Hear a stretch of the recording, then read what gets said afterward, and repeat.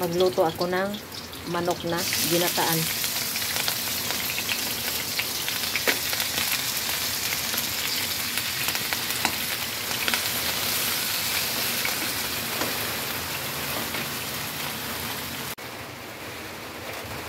Ayan, kumukulo na siya.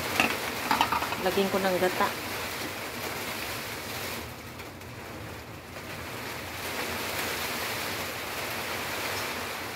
Pakuluan ko muna. Tapos mamaya lagyan ko ng gulay.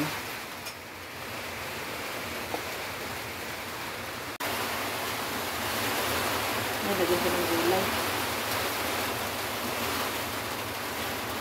Sitaw at saka talong. Ano ko. Bagyong nandun ngayon. Kasi masarap kumain ng sabaw.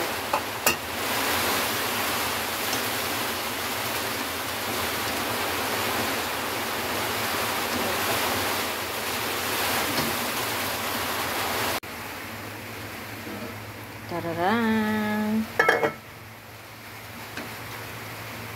Brown out dito sa amin kasi bagyo. Kaya gumamit na lang ako ng linti.